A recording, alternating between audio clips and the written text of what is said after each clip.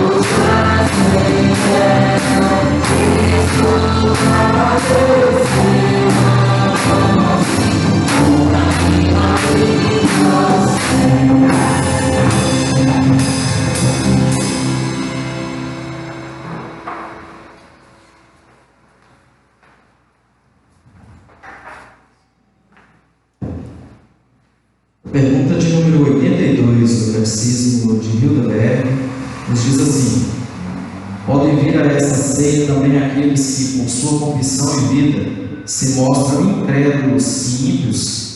A resposta é não, porque assim é profanada a aliança de Deus e é provocada a sua ira sobre toda a congregação. Por isso, a Igreja cristã tem a obrigação, conforme o mandamento de Cristo e de seus apóstolos, de excluir tais pessoas pelas chaves do reino dos céus, até que demonstrem arrependimento.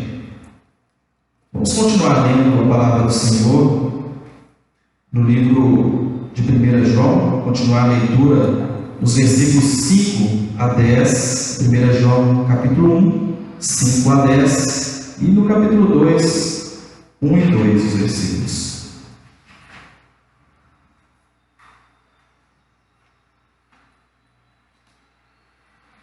Ora, a mensagem que da parte dele temos ouvido e vos anunciamos é esta: que Deus é luz e não há nele treva nenhuma.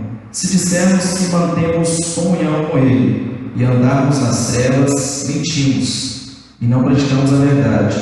Se porém andarmos na luz, como ele está na luz, mantemos comunhão uns com os outros, e o sangue de Jesus, seu Filho, nos purifica de todo pecado.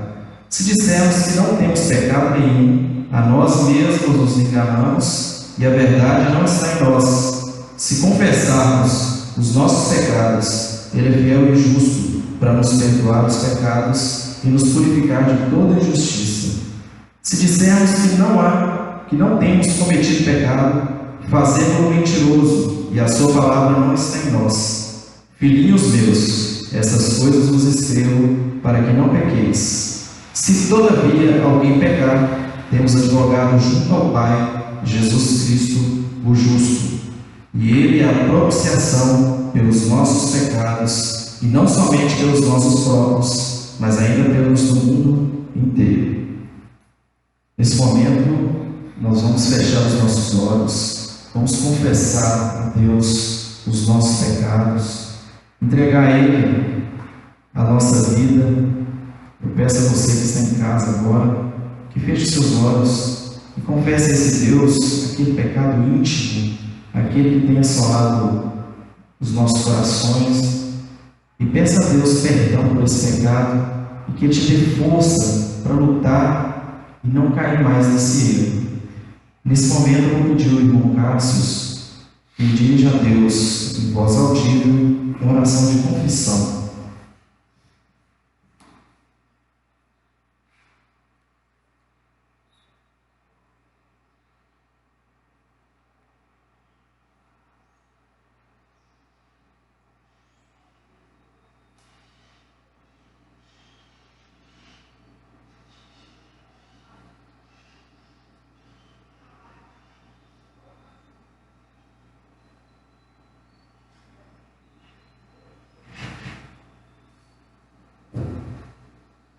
Senhor, nosso Deus, nosso Pai, nós te louvamos, te bendizemos, te agradecemos, ó Deus, por tudo que o Senhor tem feito em nossas vidas. Te agradecemos também, ó Pai, porque Tu és misericordioso, tem cuidado de nós. Sabemos, ó Pai, que o Senhor tem cuidado de nós até mesmo quando nós pecamos, quando nós falhamos contra o Senhor. Quando nós, ó Pai, agimos de forma inadequada diante da Tua Palavra, diante daquilo que o Senhor tem revelado para nós. Por isso, ó Pai, nós nos prostramos diante de Ti mais uma vez, colocando as nossas fraquezas, ó Pai, diante do Senhor, colocando, ó Pai, diante de Ti nosso arrependimento pelas nossas falhas, pelos nossos erros, tudo aquilo, ó Pai, que fizemos ou pensamos e desagrada a Ti. Pedimos, ó Pai, e clamamos pelo Teu perdão, pela Tua misericórdia nesse instante, pelo Teu favor para com as nossas vidas, porque reconhecemos que somos falhos, reconhecemos, ó Pai, que precisamos melhorar, precisamos, ó Deus, buscar santificação no Senhor, e que isso é possível através do sacrifício de Cristo ali na cruz. Por isso, ó Pai, o Senhor nos dá poder para poder lutar contra o pecado e combater o pecado. Por isso, ó Pai, nós te pedimos, santifica as nossas vidas, leva-nos, ó Pai, todos os dias ao arrependimento, leva-nos, ó Pai, todos os dias para perto do Senhor, para que nós possamos, ó Pai, nos prostrar diante de Ti, reconhecer a Tua grandeza e a nossa fraqueza, reconhecer as Tuas maravilhas, os Teus poderosos feitos, ó Pai, e vermos que em nós não há nada que possa agradar a Ti, mas através de Cristo, ó Pai, o Senhor é capaz de perdoar os nossos pecados, de nos trazer diante do Senhor novamente, para que nós possamos nos apresentar diante de Ti como uma igreja santa e imaculada, que nós possamos, ó Pai, todos os dias clamar pelo sangue de Cristo, todos os dias clamar pelo Teu perdão, ó Pai. Nós pedimos perdão pelos nossos pecados, pelas nossas falhas, por aquilo que nós fizemos, por aquilo que nós pensamos. E pedimos, ó Pai, porque sabemos que o Senhor é rico em misericórdia, rico em perdoar. Por favor, Pai, sonda os nossos corações e tira de nós todo o peso, toda a mácula que o pecado traz. Nós te oramos e te pedimos e clamamos em nome de Cristo Jesus. Amém.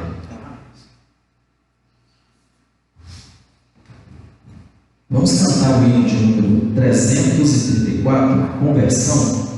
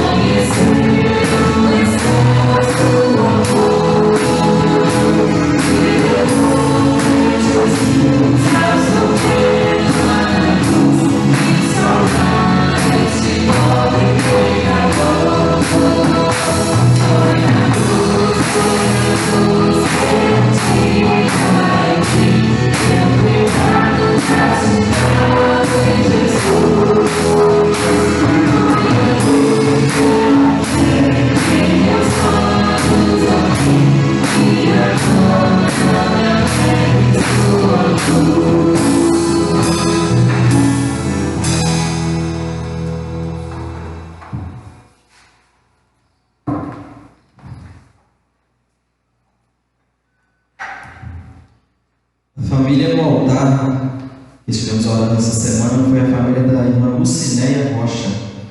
Vou pedir ao presbítero João que ele faça uma oração em favor dessa família, da Lucinéia, que Deus possa abençoar seu esposo, os filhos. Santo Deus, amado Pai, te rendemos graças a Deus, porque até aqui, ó Pai, o Senhor tem sustentado o teu povo. Te rendemos graças a Deus, pelas graças do Senhor derramado sobre as nossas vidas, ó Pai. Nesse momento, ó Deus, te pedimos, ó Pai, em favor da família da nossa irmã Lucinéia, da Clarice, do seu filho, do seu esposo Maurício. Te pedimos, ó Deus, pelas bênçãos sobre essa família, ó Pai.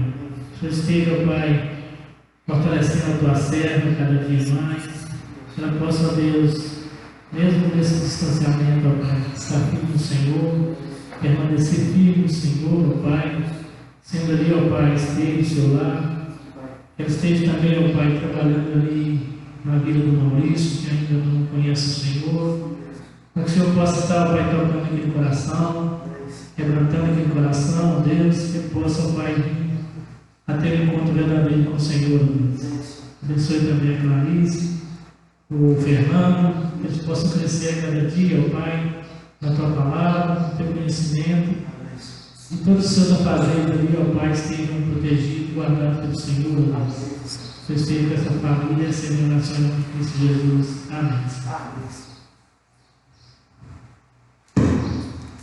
Em continuação ao culto de louvor a esse Deus, vamos abrir ainda a nossa Bíblia em 1 João, capítulo 3, verso 1. 1 João, capítulo 3, verso 1.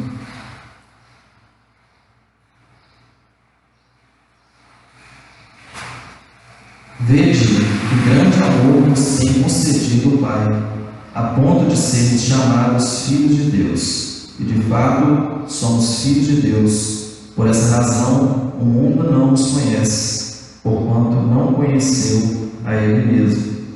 Nesse momento, vou pedir o pastor Ricardo que dirija a Deus em oração de gratidão pela bênção da provisão, pelo emprego que Deus tem nos concedido, aqueles que porventura ainda não têm emprego, que Deus abra essas portas da provisão na família dessas pessoas e que Deus esteja abençoando a cada um. Já agradecendo também pelos dízimos e ofertas. Senhor nosso Deus, nosso Pai, Deus Emmanuel, Deus conosco, perguntamos ao Senhor agora de vida ao teu santo nome, Deus. O salmista nos exorta mostrando que feliz é o homem, bem-aventurado é o homem que teme ao Senhor e anda nos seus caminhos. O salmista discorre dizendo que esse homem será feliz e tudo quanto ele fizer será bem sucedido. Terá uma esposa dentro de sua casa, os filhos ao redor da mesa, é bendito e não lhe faltará pequeno coisa alguma, pois o Senhor há de suprir, há de sustentar esse homem. Queremos falar de ser esse homem, esta mulher, e servo do Senhor, bem-aventurado no nome de Jesus. Queremos temer o Senhor, queremos andar os seus caminhos, queremos, amado, poder olhar isso que o fechamento viu e poder enxergar que em todas as coisas há sim propósito do Senhor. O Senhor cuida de nós, do teu povo, o Senhor nos preserva. Amado, o Senhor fala para nesse salmo que o homem, o seu trabalho não comerá. Então, para mais graças pelo emprego de cada um dos irmãos, em nome de Jesus. Amado, seja trabalho difícil ou fácil, bem remunerado ou nem tanto.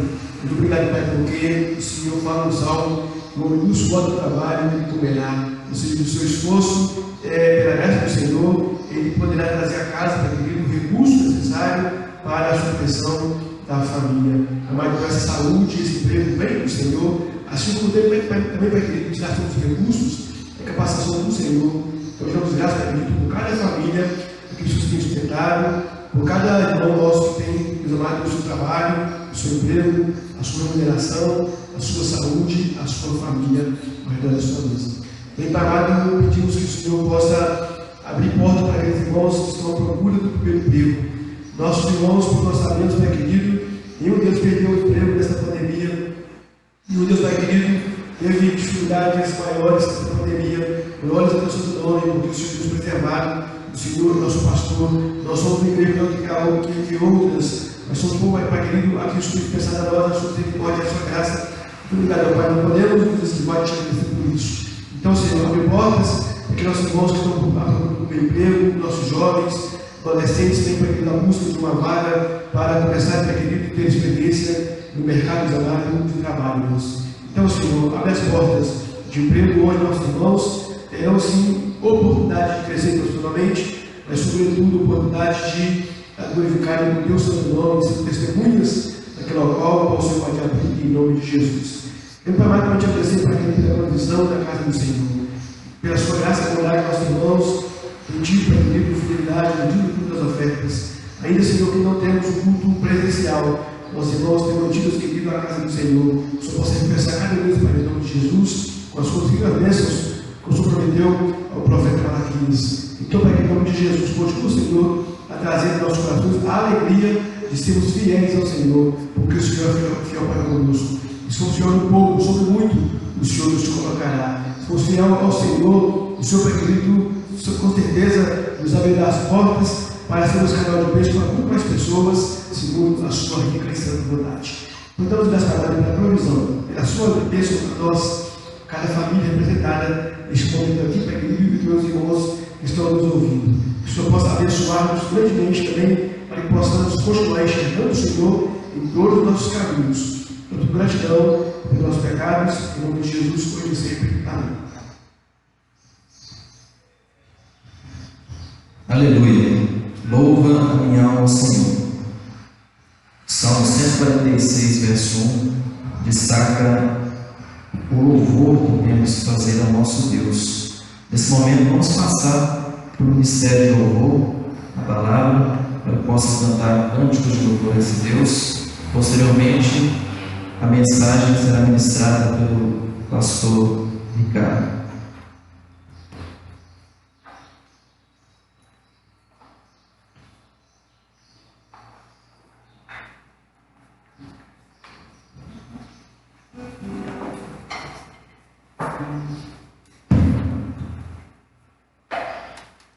Boa noite, irmãos, graça e paz. Vamos estar nesse momento louvando o Senhor com alguns cânticos espirituais, porque esse é o fim principal do homem, louvar, adorar o Senhor. Nesse momento vamos estar entoando o Senhor o cântico, se não for para te adorar.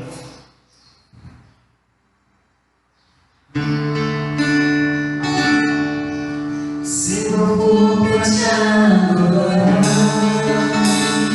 para que eu faça? Se não for para te servir, porque eu sou aqui. Se eu quero te adorar,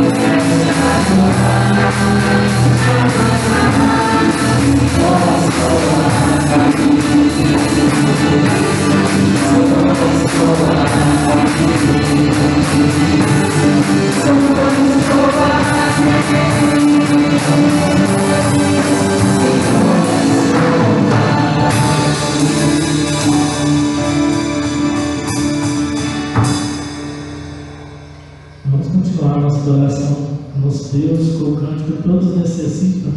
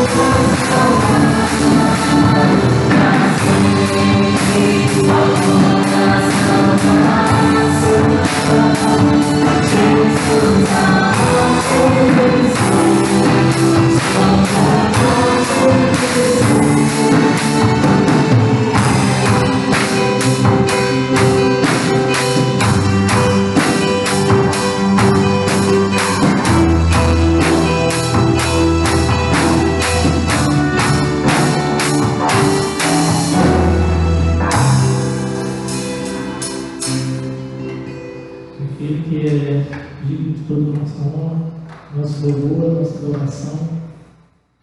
Nós devemos prestar aí toda a nossa adoração nesta manhã. Nós vamos estar consagrando as nossas vidas a Ele, por cântico, por consagração.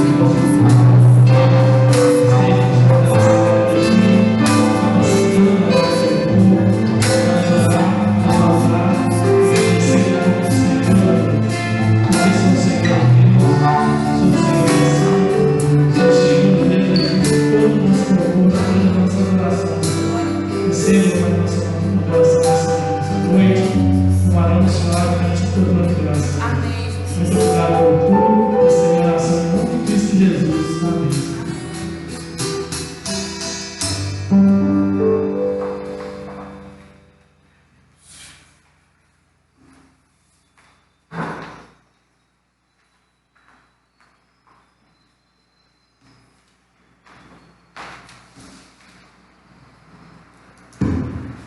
Glórias ao nosso Deus, no motivo de honra, louvor e adoração. Graça e paz, irmãos. Nós vamos, agora, depois de falarmos com Deus, precisamos também ouvir a voz de Deus pela Sua palavra. Eu te convido a abrir a sua Bíblia no Evangelho de Marcos, no capítulo 8, os versos de 11 até o 26. O texto um pouco extenso, mas esse texto não tem como nos lembrarmos esses 3 blocos. Nós acompanhamos atentamente a leitura da palavra do nosso Deus, e assim nos diz: E saindo os fariseus, puseram-se a discutir com ele, tentando pedir um sinal do céu. Jesus, porém, arrancou do íntimo do seu espírito um gemido e disse: Por que pede esta geração um sinal? Em verdade vos digo que esta geração não se lhe dará sinal algum. E deixando-os, tornou a embarcar e foi para o outro lado. Ora, aconteceu que eles se esqueceram de levar pães, e no barco não tinham consigo senão um só. Preveniu Jesus, dizendo: Vede, guardai-vos do fermento dos fariseus e do fermento de Herodes. E eles corriam entre si: É que não temos pão. Jesus, percebendo, lhes perguntou: Por que discorreis sobre o não tendes pão? Ainda não considerastes nem compreendestes? Tendes o coração endurecido? Tendes olhos e não vedes? E ouvidos e não ouvis? Não vos lembrais de quanto partiu 5 pães para 5.000? Quantos cestos cheios de pedaços recolhestes? Responderam eles: 12. E de quanto partiram 7 pães para os 4.000? Quantos cestos cheios de pedaços recolhestes? Responderam: 7. Ao que Jesus disse: Não compreendeis ainda? Então chegaram a Betsaida e trouxeram o servo, rogando-lhe que o tocasse. Jesus, tomando pela mão, levou-o para fora da aldeia e, aplicando-lhe saliva aos olhos, e pondo-lhes as mãos, perguntou-lhe: Vês alguma coisa? Este, recolhendo a vista, respondeu: Vejo os homens, porque como árvores os vejo andando. Então novamente se lhe pôs as mãos nos olhos, e ele, passando a ver claramente, ficou restabelecido, e tudo distinguia de modo perfeito. E mandou Jesus embora para casa, recomendando-lhe: Não entres na aldeia. Louvado seja Deus pela sua palavra. Vamos orar mais uma vez. Deus Santo, Pai bendito, nosso Senhor, Deus que fala conosco por meio da Tua palavra, nós carecemos e ansiamos por ouvir a Tua voz. Em nome de Jesus, fale conosco, Pai. Porque, Pai querido, como vimos semana passada, se estivermos no ajuntamento, se temos Sua palavra e não houver em nós um crescimento espiritual, nós não Te adoramos. Porque certamente em nós houve algum pecado, existia algum pecado. Então, Senhor, como nós já confessamos ao Senhor, te pedimos mais uma vez, se ainda resta algum pé aberto no nosso coração, purifique-nos, Pai, pelo amor do Seu nome, e nos permita sermos edificados nessa noite mais uma vez. Oramos com gratidão, em nome de Jesus nosso Senhor, hoje e sempre. Amém. O homem natural não consegue distinguir as coisas eternas ou espirituais, porque eles são loucura e ele não pode entender. Paulo diz em 2, versículo 14: Isto não é um fato. O homem natural não entende as coisas de Deus, mas também é fato que o homem espiritual, ou seja, aquele no qual houve a obra redentora de Jesus Cristo, por meio do Espírito Santo, esse também pode ter alguma debilidade na visão espiritual. Quero citar um exemplo apenas, registrado lá em segundo livro dos Reis, no capítulo 6, versos 8 a 18, quando o rei da Síria percebendo que os seus planos foram descobertos, os planos de ataque a Israel, ele pensando haver no meio do seu exército algum traíra, expressão que a gente mais usa, né, para inimigo ou infiltrado, ele ficou sabendo que não havia infiltrado no seu exército, pelo contrário, o profeta Eliseu é quem, de forma maravilhosa, descobria os seus planos e informava ao rei de Israel, frustrando assim os planos do rei da Síria.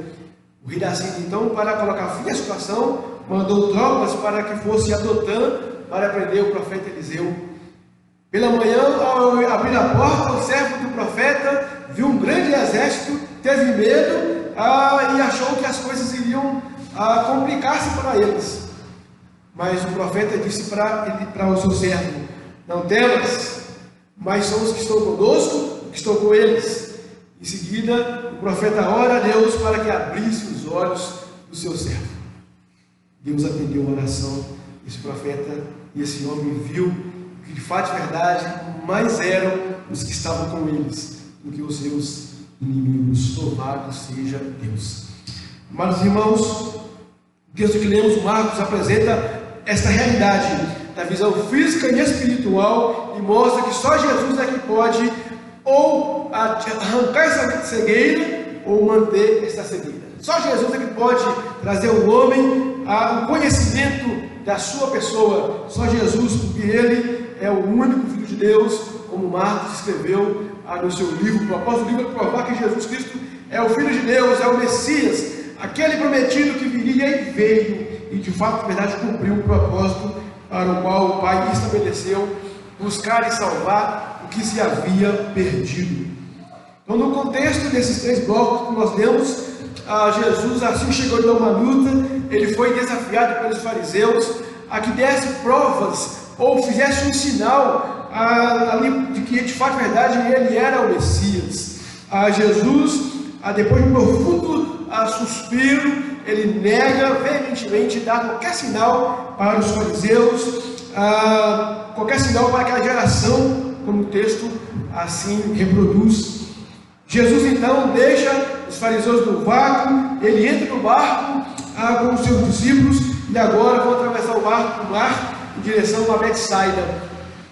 E no meio da conversa sabemos que momento é. Jesus previne os seus discípulos, é o termo que Marcos usa, para que os seus discípulos acautelassem o fermento dos fariseus e de Herodes. Os discípulos entenderam a mensagem de Jesus e começaram a discutir, debater-se, porque não haviam levado pão ali, ou provisão para a viagem. Jesus então, por meio de 8 perguntas, vai levar aqueles discípulos a confiarem nele mesmo, mas também a abrir os seus olhos, ou mostrar que eles não estavam com os olhos totalmente abertos, espiritualmente falando. E por fim então, eles vão chegar em Betsaida, quando a multidão apresenta para Jesus um homem cego. Jesus então vai curar este homem de uma forma inusitada, como nunca havia feito ainda, mas essa ação de Jesus nesse homem tem um propósito. Esse propósito ele começa a ser explicado a partir do momento em que os fariseus querem prova de Jesus, e Jesus questiona os seus discípulos sobre o fermento dos fariseus e de Herodes. O que Marcos quer nos ensinar com esse texto? Nós aprendemos que ao negar um sinal específico dos fariseus, ao confrontar a dureza de coração dos discípulos, bem como ao curar um homem cego, Jesus se apresentou como Messias esperado, que abria os olhos aos cegos espiritualmente e fisicamente. Marcos mostra essa verdade em 3 etapas. A primeira delas, versículos 10 a 13, quando entendemos ou lemos a cegueira espiritual dos fariseus. Tendo alimentado a multidão no contexto do anterior, despedindo-se da multidão, Jesus segue em região a Dalmanuta. Então logo ele retorna para Galileia. Os seus inimigos se apresentaram, os fariseus, e Mateus coloca que os saduceus estavam presentes. E eles se apresentam não para ouvir de Jesus, para aprender de Jesus, mas para tentarem a Jesus, é a palavra correta. A palavra tentar aqui é exatamente aquela mesma palavra que o diabo fez com Jesus no deserto. Depois dos 40 dias, ou durante os 40 dias, quando Jesus foi tentado no deserto, esses homens estão estão discutindo com Jesus, estão provocando a Jesus, estão duvidando da messianidade de Jesus, estão tentando colocar Jesus em controvérsia com aquele povo, fazendo com que o povo não acreditasse que Jesus, de fato, de verdade, era quem ele manifestava assim. Essa discussão, então, eles pedem um sinal, o sinal do céu. Mateus assim registra, e eles queriam ver da parte de Jesus um sinal mais claro ainda, na visão deles, para que então Jesus provasse que de fato era o Messias. Na verdade, eles queriam que Jesus fosse envergonhado. Jesus, ao ceder qualquer o pedido desses homens, na visão deles, ele vai frustrar, e nós poderemos então aí pegá-lo no seu erro e mostrar para o povo que ele não é quem de fato ele é. Mas Jesus, onisciente que é, e Deus que é, ele soberano que é, não faz o que o homem quer, mas ele faz assim exatamente aquilo que ele quer. Os irmãos que têm acompanhado os sermões de Marcos perceberam que Jesus deu claras provas da sua messianidade, de que ele era o Messias prometido, o Filho de Deus, o Salvador dos judeus e gentios, provou que tinha domínio sobre a natureza, domínio sobre a enfermidade, domínio sobre a morte e outras coisas mais que nós aprendemos desse texto. Contudo, os fariseus não estavam satisfeitos. Eles queriam algo mais, queriam um sinal do céu, queriam algo que pudesse escancarar, então, assim dizendo, que Jesus de fato era quem ele dizia que ele era. Mas, meus irmãos, entendamos bem e reflitamos novamente sobre esse grupo de pessoas. Esses homens eram autoridades eclesiásticas. Eles deveriam conduzir o povo a reconhecer o Messias. Entretanto, esses homens estavam, na sua maioria, totalmente cegos espiritualmente. O Deus encarnado estava ao seu lado e eles não viam. Os sinais estavam estampados e eles não acreditaram em Jesus Cristo, o nosso Deus. Quem creu em nossa pregação? Perguntou o profeta Isaías, fazendo referência ao Messias que estava por vir, Isaías 53.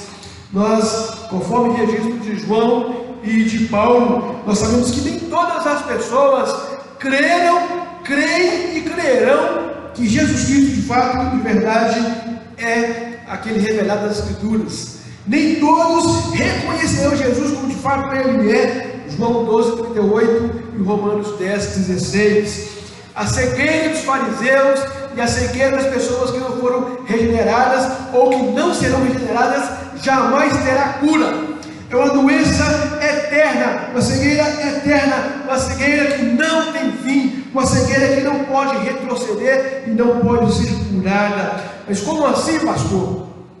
Os fariseus não creram em Jesus diante dos sinais realizados até então, quase 2 anos, um pouco mais de 2 anos de ministério de Jesus. Eles não creram nos milagres feitos posteriormente, inclusive com a morte, ressurreição e ascensão de Jesus. Não creram, não creem, não crerão. Todos aqueles que não nasceram de novo estão cegos espiritualmente e não podem ver a luz de Jesus, não podem contemplar o ungido, não podem reconhecer a Deus como de fato, de verdade, ele se revela nas Escrituras.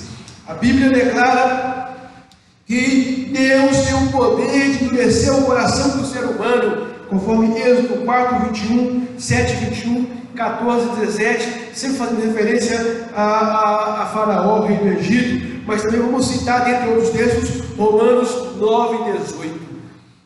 Portanto, meus amados irmãos, o próprio Senhor Jesus também, ao ensinar por parábolas, ele estava mostrando claramente que nem todos poderiam entender ou teriam capacidade para entender a sua palavra, porque a fim de que não entendessem e viessem a ser salvos. Então Jesus, o próprio Deus revelado ao homem, o Deus homem, estava também cegando o coração dos homens, tal qual o Deus Pai o fazia no Velho Testamento. A pregação de Jesus Cristo, ela é equiparada não no grau de poder, mas o ministério com o profeta Isaías, lá em Isaías 6:10, quando tanto Isaías quanto Jesus foi chamado para que por meio da pregação, o evangelho pregado abrisse os olhos ou fechasse os olhos, trouxesse cegueira ou libertasse a cegueira. E isto é com qualquer pregação bíblica, pregação verdadeira da palavra de Deus. A Bíblia, na sua leitura, na sua explanação,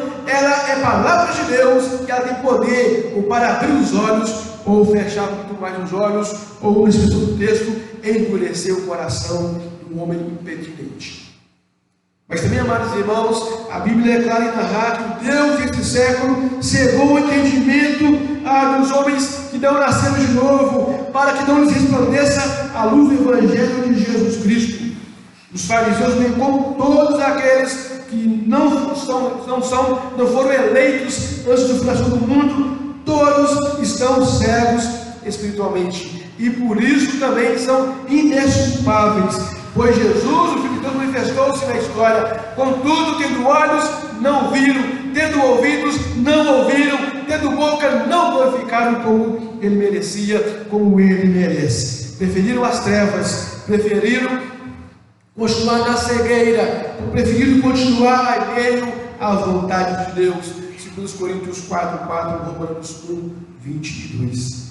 Então, amados irmãos, pedindo o sinal a Jesus Cristo era um sinal evidente da incredulidade no coração daqueles homens. Isso era resultado da cegueira espiritual. Como o texto nos mostra na sequência, a incredulidade é algo que ofende a Jesus, que é compassivo o tempo todo. Diante daquele pedido de um sinal, Jesus arranca do íntimo do seu espírito um gemido.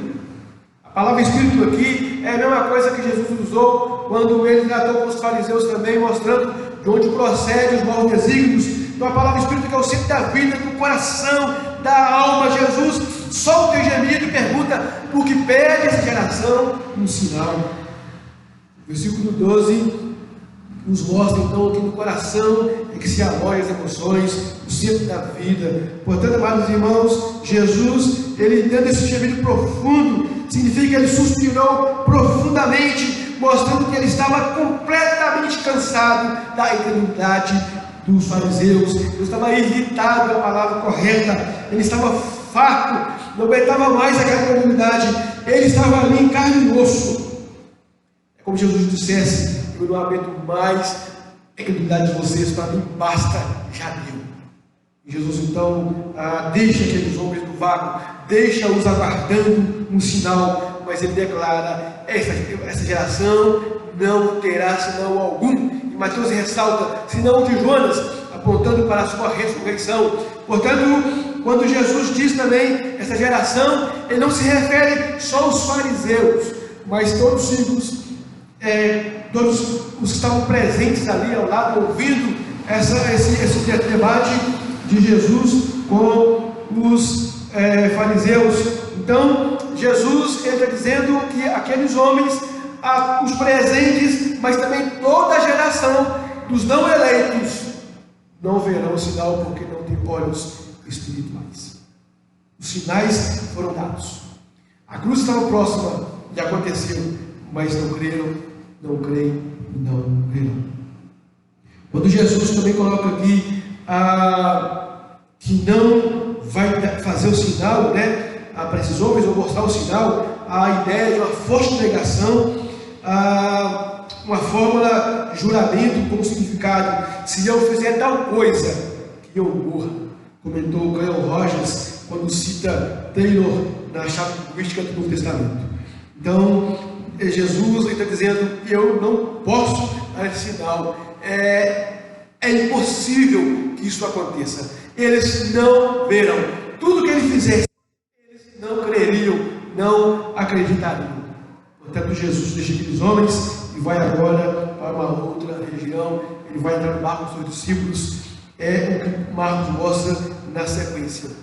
Estamos aprendendo que ao negar um sinal específico aos fariseus, ao confrontar o mesmo coração dos discípulos, bem como ao curar um homem cego, Jesus se apresenta como Messias esperado, que abriria os olhos aos cegos espiritualmente e fisicamente. Marcos mostrando essa verdade agora nos versos 14 a 21, quando nós vemos a cegueira espiritual temporária dos discípulos. No bloco anterior, a cegueira definitiva dos fariseus, agora a cegueira espiritual temporária dos discípulos. Versos 14 a 21. Jesus entra no barco com seus discípulos quando eles chegam a Betsaida, e em algum momento da viagem, Jesus dirige a palavra aos discípulos dizendo: vede, guardai-vos do fermento dos fariseus e de Herodes. Ao ouvirem essa advertência, a esta palavra, os discípulos começaram a discutir entre si, a debater pelo fato de não terem levado o pão. Eles esqueceram o pão diante do milagre da multiplicação de pães. Tantos cestos sobraram de pães, eles não pegaram o pão para a provisão, deixaram de levar pão. Isso que atordoava os seus corações. Eles estavam mais ou menos igual a mim, esquecido. Estou andando tão esquecido ultimamente. Misericórdia, né? A Deus para ter graça. Mas o fato é que quando Jesus ouve seus discípulos debatendo acerca de pão e não sobre o que ele falou, ele agora vai novamente produzir uma fala, ou várias falas, né, para advertir seus discípulos, para mostrar a realidade espiritual de cada um deles. O fato é que, ao referir-se ao fermento dos fariseus e de Herodes, Jesus não está falando do produto do trigo, ele está falando de pão, de alimento. Jesus está falando de doutrinas, de ensinamentos, de questões doutrinárias divergentes daquilo que ele pregava. Os fariseus, não nos esquecemos que eles eram especialistas na lei de Deus, na palavra de Deus, eram doutores da lei. Eles dominavam a lei, e no seu zelo eles influenciavam a muitos. Eles eram ali chamados separados, né? Os melhores, os santarrões do momento. Contudo, como vimos também em Marcos, esses homens adulteraram a palavra de Deus, invalidaram a glória de Deus, preferiram o princípio dos homens do que o ensino verdadeiro de Deus, preferiram a tradição dos homens do que Jesus estava mostrando, ou do que de fato de verdade a lei apontava, os profetas apontavam para o Messias que havia de vir. Os fariseus eram líderes religiosos e deveriam como atalaias, mostrar ao povo a situação presente e apontar, como disse João Batista: eis o Filho de Deus, eis aquele que tira o pecado do mundo. Entretanto, aqueles homens estavam cegos, eram guias cegos, guiando outros cegos. Portanto, Jesus, na sua preocupação, era que os discípulos não adequassem ao chamado de evangelho pregado pelos fariseus, porque na visão dos fariseus, da maioria dos judeus, o Messias não era aquele que estava à sua frente. Jesus não se encaixava no perfil do Messias esperado na visão deles. Jesus não entrava na sua caixinha. Portanto, odiavam Jesus, detestavam Jesus e queriam fazer de Jesus um Messias político. E Jesus entrou na iminência de que seus discípulos não entrassem nesse jogo, não amoldassem nos moldes dos fariseus. Ele vai dizer: acautelai-vos do fermento dos fariseus e de Herodes. Ao citar Herodes não era um líder religioso, mas segundo William Hendrickson, comentando esse texto, é uma referência aos herodianos, o partido de apoiadores de Herodes, e eles eram aliados aos fariseus, e também, juntamente com os fariseus, influenciavam a sociedade negativamente, afastando as pessoas de Deus, afastando as pessoas, impedindo as pessoas de reconhecerem a Jesus como o Messias prometido, o Filho de Deus.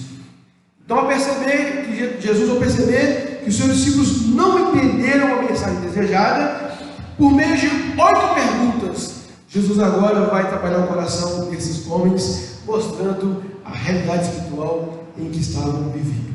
Eis as perguntas: por que discorreis sobre não teres pão? Ainda não considerastes nem compreendestes? Tendes o coração endurecido? Tendes olhos e não vedes? E tendo ouvidos, não ouvis? Não vos lembrais de quando partiu 5 pães para os 5.000, quantos cestos cheios de pedaços recolhestes? E de quando partiu 7 pães para os 4.000, quantos cestos cheios de pedaços recolhestes? Não compreendeis ainda? Eram perguntas retóricas, sim, mas Jesus tem respostas às perguntas 6 e 7. Os discípulos respondem às perguntas 6 e 7 a respeito dos cestos que sobraram com pães na primeira e na segunda multiplicação. Jesus estava trabalhando com os seus discípulos, mostrando a realidade espiritual de cada um deles. Eles estavam temporariamente cegos espiritualmente. Aqueles discípulos, quando Jesus falou a respeito do fermento, tinha em mente ainda o episódio com os fariseus pedindo um sinal. Ele entendia e sabia que os fariseus queriam fazer dele um desacreditado, fazer dele um sujeito, como disse lá Pilatos, o pessoal de Pilatos, que ele fosse um embusteiro. Mas Jesus trabalha no coração dos seus discípulos para que eles entendam quem ele é. E nos versículos 27 e 6 da sequência, nós veremos um resultado maravilhoso. O primeiro sinal de que os olhos estão abertos, ou estão se abrindo, como veremos aqui, gradativamente. Mas, irmãos, é formidável como Marcos trabalha esse livro. É formidável como Deus trabalha com os seus discípulos e trabalha com o nosso coração. Então, Jesus, ao falar do fermento, ele tinha em mente a argumentação ou o desafio dos fariseus, tentando fazer um mentiroso, e com isso semelhar uma doutrina de um Messias que viria e destronaria Roma. Eles aguardavam o Messias político, eles aguardavam o Messias que faria com que Jerusalém fosse novamente o centro da adoração no mundo, que Israel fosse a nação suprema.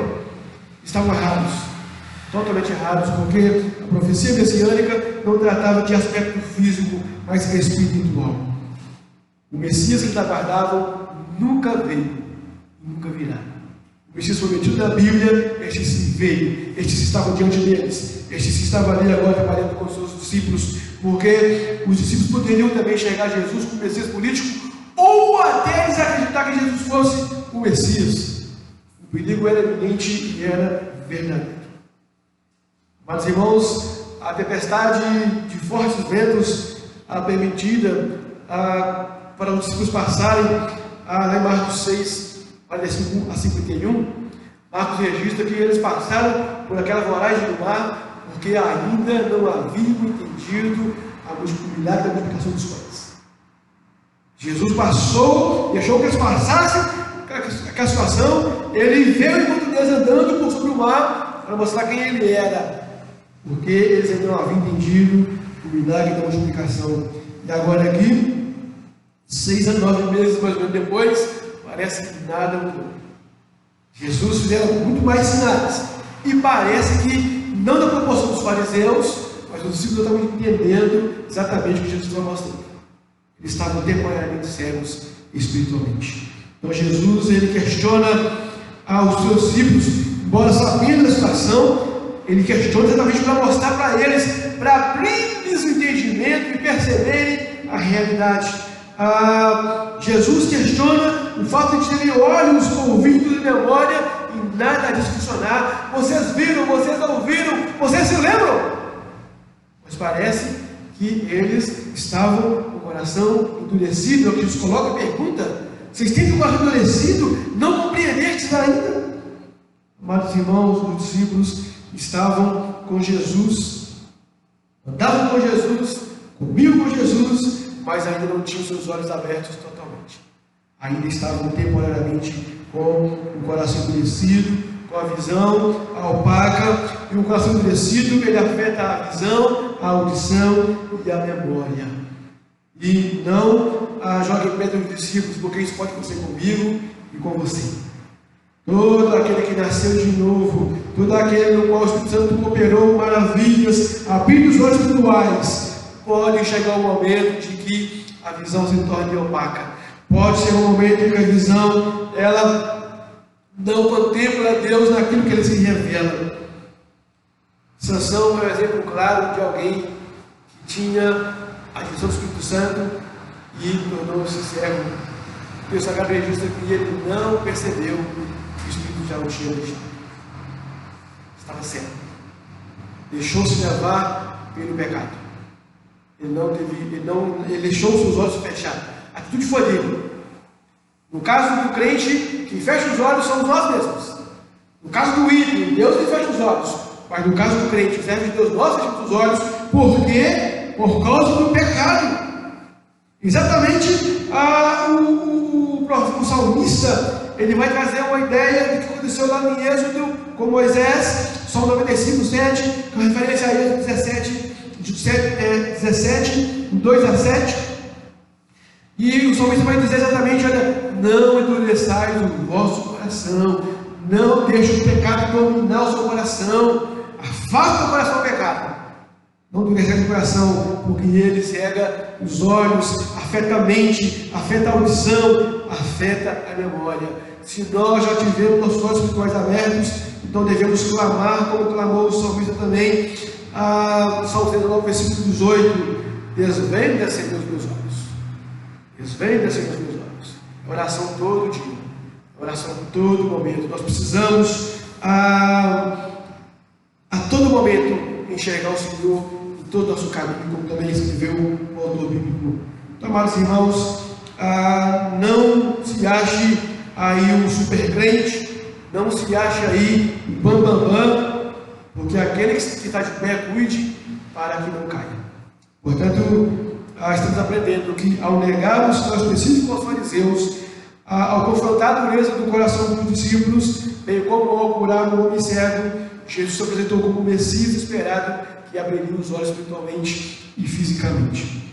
Marcos então fecha esta verdade nos versículos 22 a 26, mostrando uma cegueira interrompida. Depois de advertir seus discípulos, mostrando exatamente o que ele queria que eles entendessem, que eles estavam com a visão espiritual temporariamente fechada, estavam cegos, temporariamente espirituais, e é necessário que eles abrissem os olhos. Finalmente chegaram a Betsaida. Não sabemos como encontrou-se as pessoas, mas vão demarcar. Então logo ele coloca o pé na terra, em terra firme. Já vem pessoas, certamente a multidão, e pede que Jesus curasse um homem que sofria de cegueira física. Eles imploraram que Jesus tocasse no homem, a fim de que o homem fosse curado. Jesus atendeu sim o pedido da multidão, mas ele agiu de forma parecida como agiu com o homem cego, com o homem surdo e gago. Ao atender o pedido da multidão para curar o homem cego, Jesus mais uma vez se mostra como mostra a sua divindade, como o Antigo Testamento nos apresenta Deus Pai é quem abriu os olhos aos cegos. E o texto também é ratificado quando Jesus curou os olhos, a cegueira de um jovem, lá em João 9:32, a expressão: nunca se soube entre os homens que alguém lhe abrisse os olhos aos cegos. João 9:32, e a questão da cegueira que Deus aqui abre, Salmo 146, versículo 6. Portanto, Jesus está mostrando a sua divindade. Se é Deus quem abre, nunca se soube na terra que alguém abrisse. Estou dizendo, eu sou aquele que abre os olhos. Também a presença de unidade messiânica, pois o Messias prometido era quem abriria os olhos aos cegos, conforme Isaías 29:18, Isaías 35:5, Isaías 42:7 e 16. Só Jesus pode abrir os olhos espirituais de alguém pela ação do Espírito Santo, mas também só Ele pode abrir os olhos de alguém cego fisicamente. De forma soberana, Jesus, mostrando que a sua vontade prevalece, Ele toma o homem pelas mãos, como fez também com o homem surdo e gago. Ele retira o homem da multidão, Ele retira o homem para tratar com ele como indivíduo, mostrando a sua importância. Ele leva o homem para fora da aldeia, fora da vista de todos, e ali, também como fez no homem surdo e gago, Ele aplica saliva nos olhos desse homem cego, e na sequência ele impõe-lhe as mãos, mostrando sua autoridade sobre as enfermidades. Conforme nós falamos na cura do homem cego, surdo e gago, MacArthur comenta que havia uma tradição de que as pessoas que faziam curas utilizavam saliva como meio para curar. Jesus aqui não está imitando essas pessoas, está mostrando que ele tem poder, ele faz como ele quer fazer. A saliva talvez para tirar as escamas. Enfim, mas assim como ele usou saliva no homem surdo e gago, ele agora usa também nos olhos desse homem. O que aconteceu quando Jesus aplica saliva nos olhos desse homem e impõe-lhe as mãos? Ele ficou curado completamente? Quase todos. Não. Interessante, Jesus trabalha com esse homem como nunca tinha feito. Jesus pergunta para esse homem, com expressão, você está curado?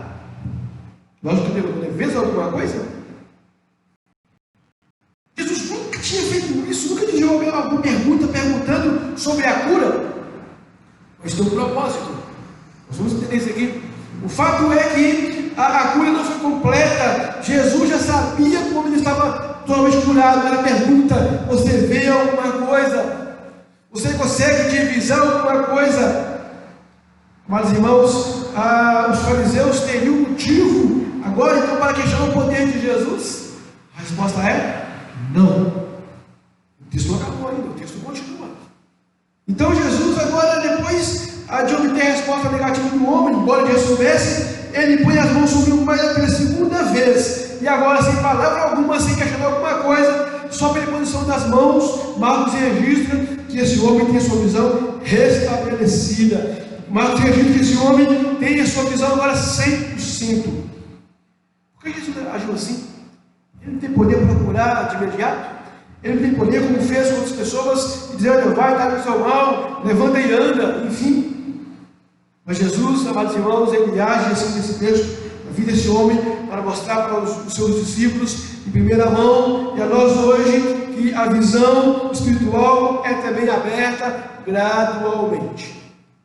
A visão espiritual ela é aberta paulatinamente, como nós lemos em Provérbios 14, 18, Salomão falando sobre a vida do homem, vai dizer que, olha, conhecer a vida é um processo, porque a vereda do justo é como a luz da aurora, que vai brilhando mais e mais até ser dia perfeito. Ou seja, gradualmente, cada dia a cortina vai se abrindo, cada dia a cortina vai se abrindo, e lá na glória contemplaremos toda a graça de Deus.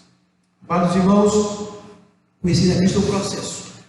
Conhecer a Cristo não é algo que você vem e acontece de uma vez. A conversão, sim, muitas vezes é impactante, mas mesmo convertido, nós não conhecemos a Deus de uma vezada só, como diria o homem negro.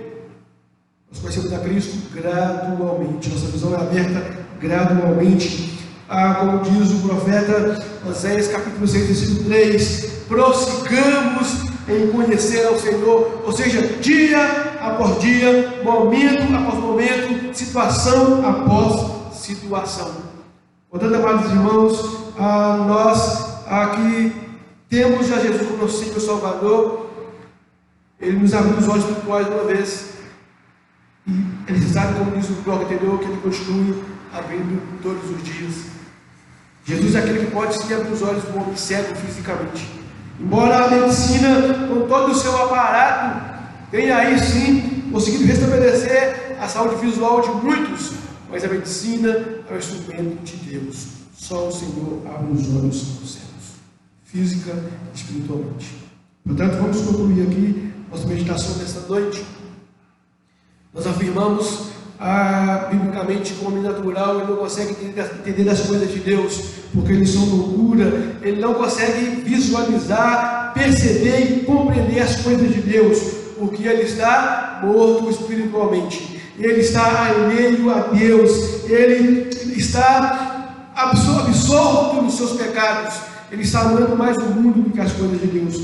Portanto, ele não pode entender. Então, estamos como exemplo aquele servo de Eliseu, quando ele, contemplando ali o grande exército dos sírios, ele teve medo, mas o profeta disse: não temas, mas são os que estão conosco, os que estão com eles. E Eliseu então ora para que Deus abrisse os olhos daquele servo, e aquele servo contemplou o que Eliseu já havia contemplado: um grande exército de Deus protegendo o profeta e todos que estavam ali. Isso, se você quiser conhecer a história toda, leia lá o texto completo, história maravilhosa. Mostra também a compaixão do profeta para com aquele exército, provendo alimento para eles. É o que Deus faz com os seus inimigos. Mas, amados irmãos, nós então aprendemos aqui nesta manhã, nesta noite, que o Senhor Jesus ele se apresentou como Messias, porque ele negou o sinal para os fariseus, porque ele confrontou a dureza para os seus discípulos, porque ele curou um homem cego fisicamente. Então, Jesus nesse texto apresenta como aquele que tem poder para fechar e abrir olhos, física e espiritualmente. Jesus, ele é o Filho de Deus, ele é o Messias esperado, o Deus encarnado, que por meio da sua morte vicária e substitutiva, ele cumpriu-se o propósito que o Pai havia estabelecido, buscar e salvar o que havia perdido. Então, amados irmãos, assim como está registrado que os fariseus confrontaram a Jesus, tentaram a Jesus pedindo um sinal, aqueles homens estavam cegos, por isso assim procederam. Exatamente como aqueles homens, todos aqueles que não são regenerados estão cegos espiritualmente. Todos aqueles que não nasceram de novo estão cegos espiritualmente, mesmo que não usem óculos para enxergar fisicamente, mas espiritualmente estão cegos, porque o olho natural está cego para as coisas de Deus. Deus é onipresente, mas os olhos cegos, não regenerados por causa do pecado, não enxergam, não contemplam a glória de Deus, não podem adorá-lo como Ele quer ser adorado, porque estão mortos espiritualmente. Não podem perceber o quão atolados estão nos seus pecados, não podem perceber o quão longe estão de Deus, porque estão mortos espiritualmente, estão cegos espiritualmente. Mas, amados irmãos, só Deus é que pode abrir os olhos espirituais do homem, só Deus pode abrir os olhos do homem. Como igreja, nós devemos e podemos pregar o Evangelho, pregar as boas novas, mostrar quem é Jesus biblicamente, mas nós não podemos abrir os olhos de alguém, dar entendimento de alguém. Isto é uma obra exclusiva de Deus. Só Deus, por meio do seu Espírito Santo, na aplicação da palavra de Deus, é que pode abrir os homens, o seu coração, como diz o apóstolo Paulo, a fé vem por ouvir a palavra de Deus. Portanto, amados irmãos, como igreja, preguemos, anunciemos boas novas e clamemos a Deus para que abra os olhos dos homens, porque só Ele é que pode abrir os olhos dos homens. Só Deus é que abre os olhos também fisicamente falando, como eu disse agora há pouco. Embora a medicina, com seus aparatos modernos, tem feito aí implantes de córneas, tem restaurado a visão de muitos, mas quero novamente reafirmar aqui, a medicina é instrumento nas mãos de Deus. Como diz o salmista, o Senhor não edifica a casa, e vão trabalhar os que edificam.